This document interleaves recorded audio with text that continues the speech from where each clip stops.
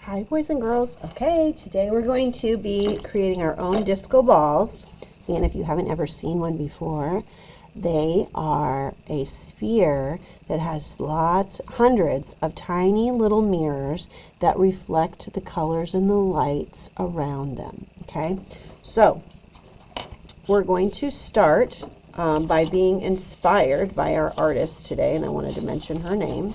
Our artist of inspiration is Sari Shryack, and she creates painted disco balls all the time. We're not going to do the tempera paint like she did. We're going to actually try a new technique by turning our markers into watercolor. Okay, so here is the beginning steps. I've got, everyone's going to have a little direction sheet to follow along in case you forget. On your sheet, you're going to start, well, let's start by putting our name and class code on the back, and then flip it over. Use your tracer to create a circle, and then use the edge of your tracer to create curved lines. So I'm going to just start down here, and then slowly move it up a little bit. Each time I move it up, I'm actually kind of noticing whether it's, for me, I'm using this little line I can see in here, and I'm just moving it forward that much so I can kind of see that little pencil line. That way I'm getting kind of an equal amount of space. You could do it going the other direction. You might be able to see it better going the other direction. I don't know, for me this works.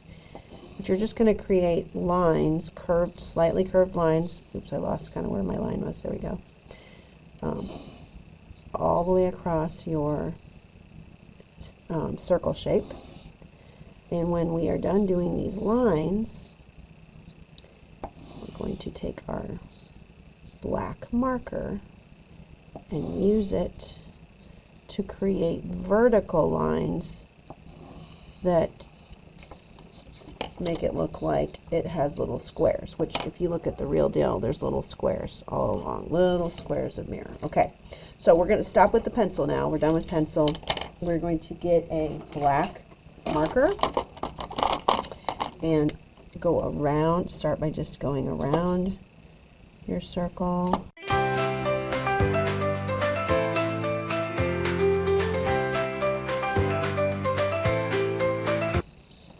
Okay, now we're going to separate each one of these into little square sections. So just do lines that are vertical that make it look like little squares.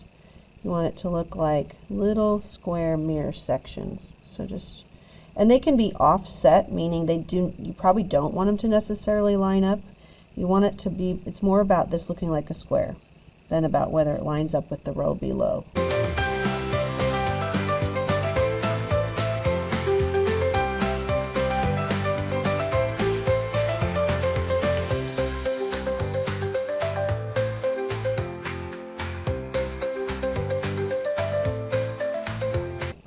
Okay, when you are done, you are going to use water and a paintbrush, and you do want this to be a very small brush because you don't need a lot of water. You want just a little bit of water, and you're going to use the black marker to create different values in there.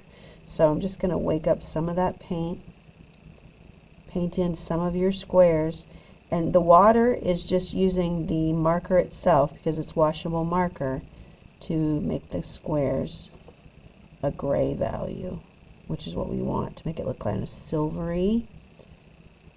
Okay, and you want to move around. You don't want to, so if you look at an actual disco ball, do you see how it appears that there are darker places and lighter places? So some of them I'm not going to paint at all, and some of them I'm going to paint a lot because I want it to look like a real disco ball. I want it to get that feeling of a disco ball.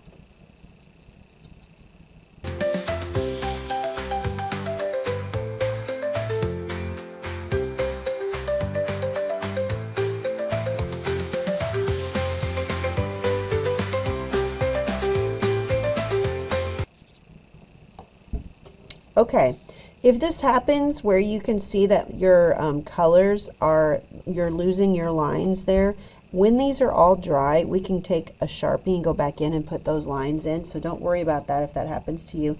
Now we're going to use Rainbow Order to put some marker around the outside and create this glowing effect. So if you can't remember what Rainbow Order is, on the back of your direction sheet, I've got it set up here. So red, orange, yellow, green, blue, indigo, violet, okay? That is your Rainbow Order. So I'm going to start with red, and of course if you want to add pinks in there, I'm going to have a light pink, but this is magenta. You can put that right in there between the reds and the purples, okay? If I were to line these up in order, it would be red. Actually, I should go this direction because we should start with red. So I'm going to do pink, red, orange, yellow. I have a couple of greens, a couple of blues, and then that violet. Okay, and I also have a couple of oranges, so I guess I could use those if I wanted to. I could use the peach one in here. Whoops. That would be kind of getting closer to that if you want to. Totally up to you if you want to add the different values of the color, because these are both orange, okay? I'm going to do it with all of them just so you can see what it looks like. But you're perfectly welcome to just do red, orange, yellow, green, blue, indigo, and violet. That would be Roy G. Biv.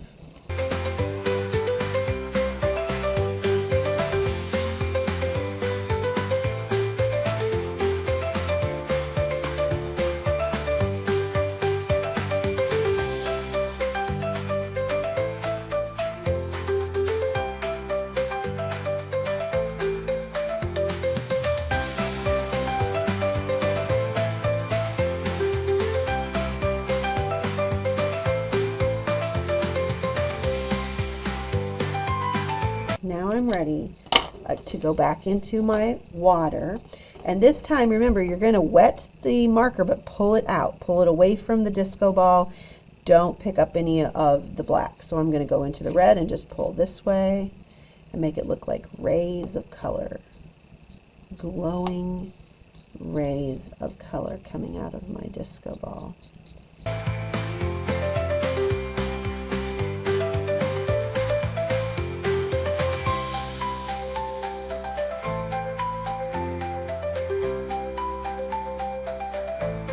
Okay, this goes on the drying rack when you're completely done, and then you have choices of doing coloring pages, free draw, modeling clay. You can read a book that inspires you, draw on whiteboards, but you do need to be busy working on art the whole time.